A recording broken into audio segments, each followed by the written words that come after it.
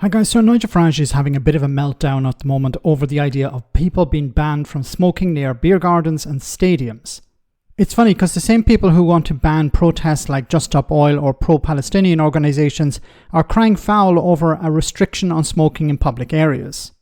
Nigel, who's very good at weaving truth and fiction and selling the result, is right that if you make something illegal, you facilitate the underground trade of it.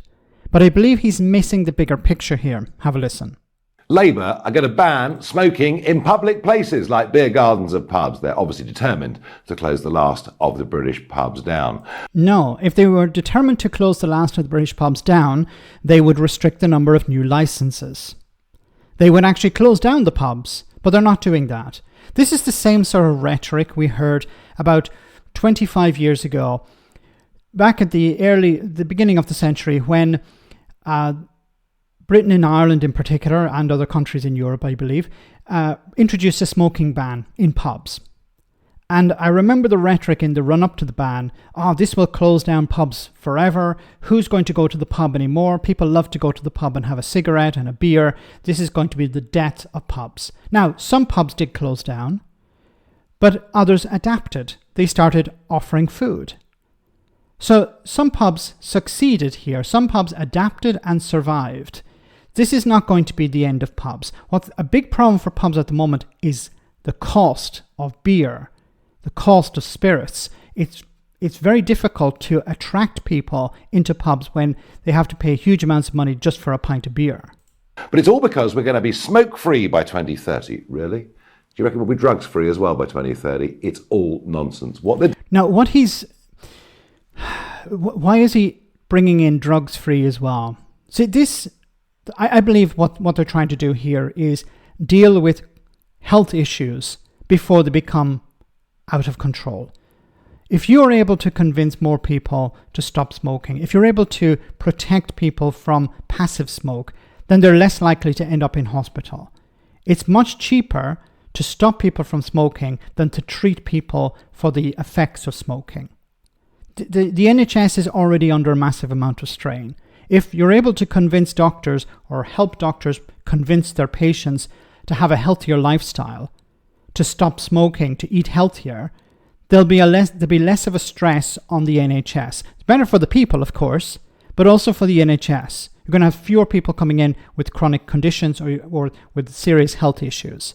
So if you're able to stop smoking in public areas, people can still smoke in their homes. They can still smoke in their cars,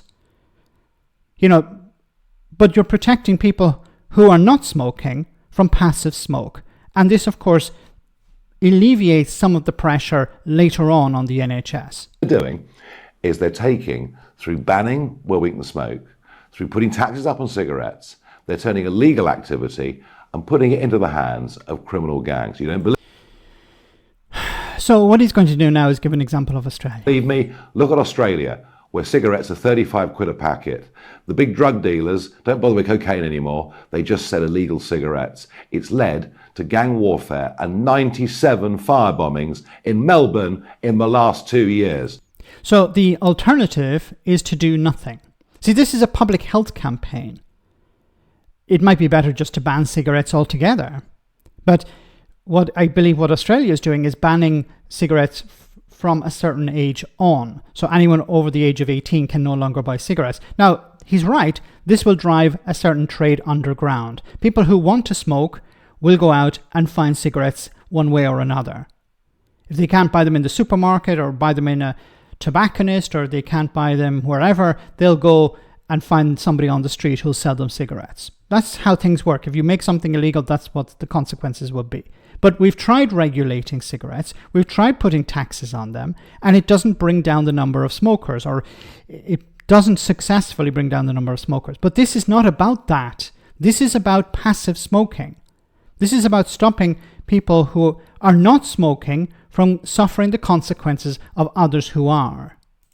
Now, you won't hear that anywhere else, will you? So once again, he tries to present himself as the voice of reason. I'm the canary in the coal mine, in a sense. I'm warning you of what's coming down the road. He doesn't care about public health. He doesn't care about the health of others. This is about him being allowed to smoke his cigar in the pub. or near the pub or wherever the hell he wants. Let me know in the comment section, guys, what you think. As always, your comments are greatly appreciated. Thanks a lot.